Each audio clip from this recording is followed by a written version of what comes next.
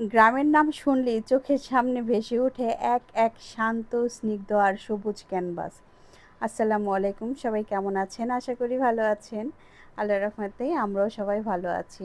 আর আজকে আমার জীবনে আমার কাছে মনে হচ্ছে যে আমি আরেকটা নতুন অভিজ্ঞতা অর্জন করলাম, যা আমি আগে কখনো আমার জীবনে করি নাই।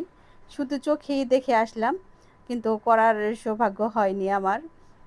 কিন্তু এবার গ্রামে যাওয়ার পর যখন দেখতেছিলাম যে সবাই কাজ করতেছে, তখন আর ওই লোভটা সামলাতে পারি নাই। তো আমিও চলে গেলাম মাঠে।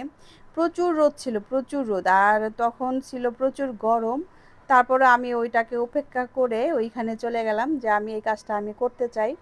তো তখন আমি বেরোয় গেলাম মনের আনন্দে। তো বাসা থেকে সবাই ডাকাডাকি করতেছিল যে আমি করতে পারবো না, আর প্রচুর রোদ ছিল এর জন্য। কিন্তু আমার কাছে খুবই ভালো লাগতেছিল যে আমি এই কাজটা করতেছি, নতুন একটা অভিজ্ঞতা। তখন আর রোদ এগুলো আমার মাথায় ছিল না। তো তারপরেও আমার খুবই ভালো লাগতেছিল যে এই কাজটা করতে পেরে একটা নিজের জীবনের সাথে নতুন একটা অভিজ্ঞতা অর্জন করা। আর এই ধান শুধু একটা ফসল নয়, এটি আমাদের বাঙালির বেঁচে থাকারই একটা স্পন্দন। আমরা বাঙালিরা ভাত ছাড়া কিছুই বুঝি না।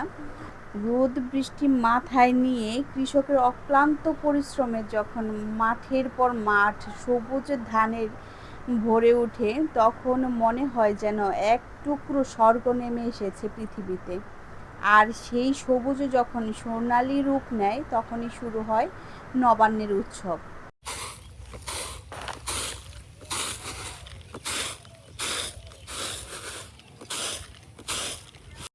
মাটির সাথেই আমাদের নারীর টান। শহরের যান্ত্রিকতা আর কোলাহল থেকে দূরে গ্রামীণ জীবন মানে হচ্ছে প্রকৃতির এক আপন আবেশ। গ্রামীণ সৌন্দর্য আর গ্রামীণ কাজ, এই দুটি একে অপরের পরিপূরক।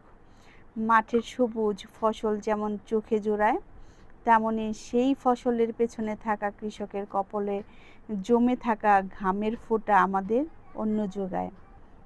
গ্রামের প্রধান নায়ক হচ্ছে আমাদের কৃষক, যার প্রধান কাজ হচ্ছে সোনালী ফসল আমাদেরকে উপহার দেয়া, যা আমাদের খাদ্য চাহিদা পূরণ করে। আমরা যখন প্রতিদিন তৃপ্তি করে এক থালা ধোয়া ওঠা গরম ভাত খাই, তখন হয়তোবা ভুলেই যাই এর পিছনের দীর্ঘ ও কঠিন পথ চলার কথা। তো কার কার এরকম অভিজ্ঞতা হয়েছে আমার মতো, সুযোগ হয়েছে করার, জানাবেন। তো সবাই ভালো থাকবেন। আল্লাহ হাফেজ।